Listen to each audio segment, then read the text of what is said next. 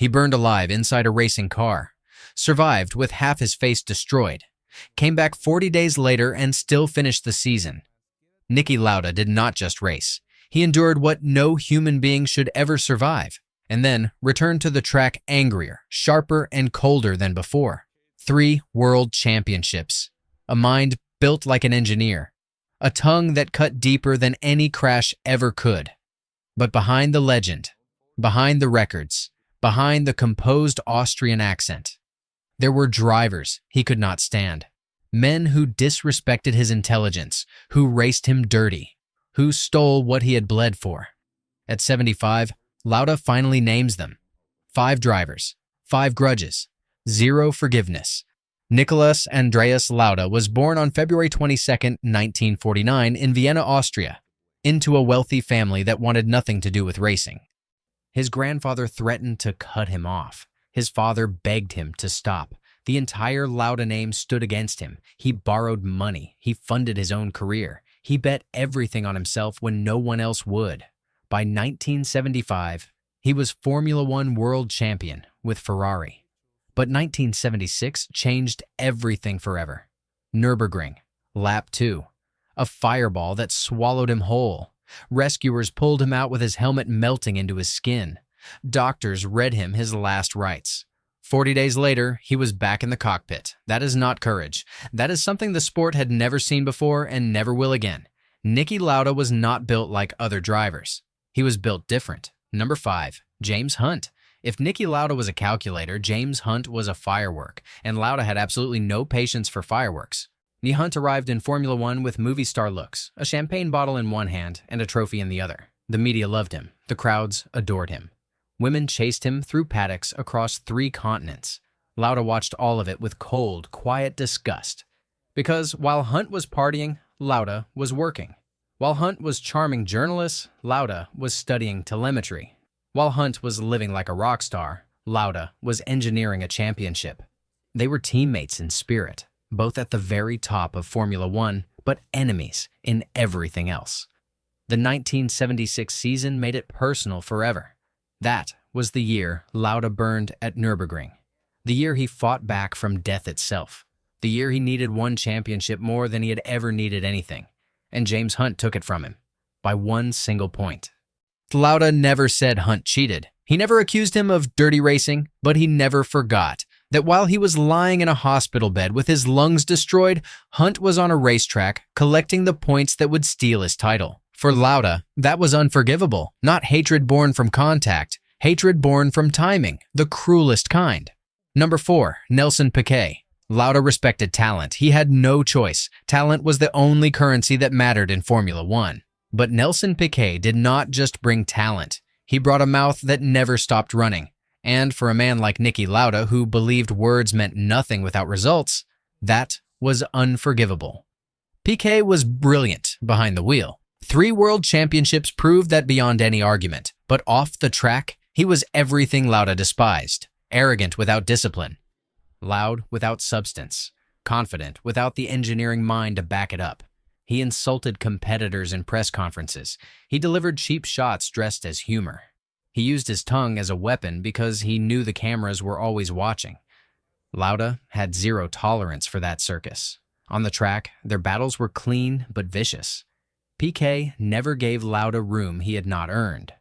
Lauda never offered Piquet an inch he had not fought for. Every wheel-to-wheel moment between them carried the weight of 2 men who genuinely could not stand each other. But the real damage happened in the paddock. Piquet once dismissed Lauda's technical precision as boring, called his driving style mechanical, said champions should excite the crowd, not calculate their way to the podium. Lauda heard every word, filed it away, said nothing publicly. That silence was more dangerous than any response. Number 3, Jody Scheckter. Most people remember Jody Scheckter as the 1979 world champion. Quiet, calculated, respected. Lauda remembered him differently. Scheckter was the driver who taught Formula One what chaos looked like. The 1973 British Grand Prix at Silverstone, Scheckter lost control and triggered a 9-car pileup that destroyed half the field before the race had barely begun. Cars flying, debris everywhere.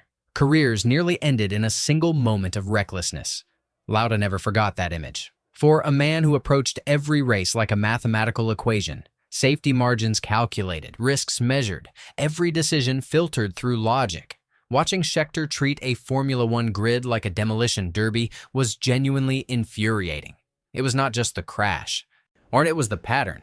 Scheckter raced with an aggression that Lauda believed crossed the line from bravery into irresponsibility. He would force gaps that did not exist. He would defend positions with moves that put multiple drivers in danger simultaneously.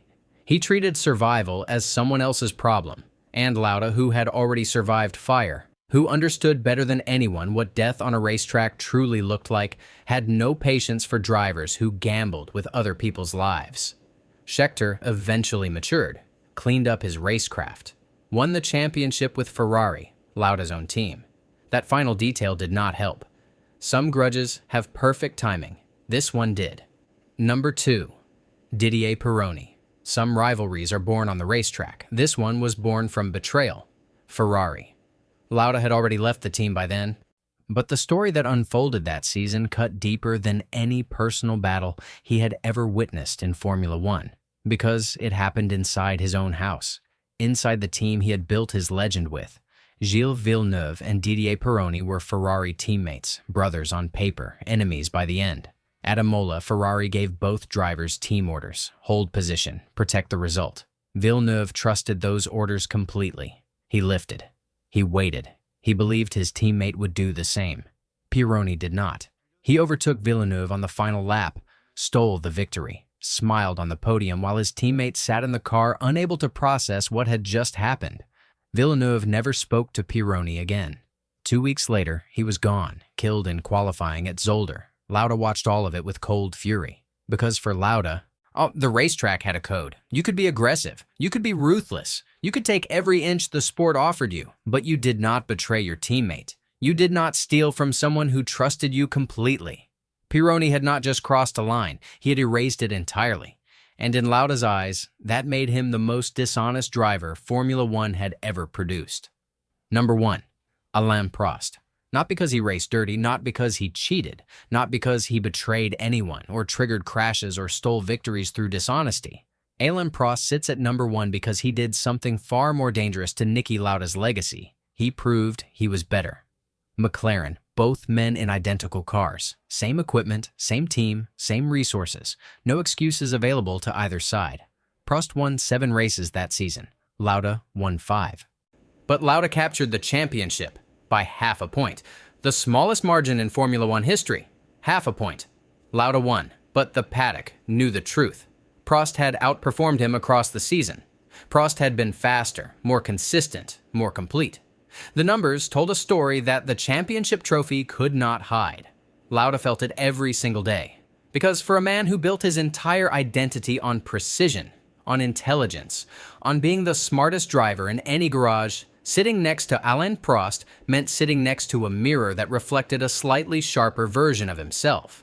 Prost was everything Lauda respected: calculated, clinical, zero unnecessary risks, maximum results.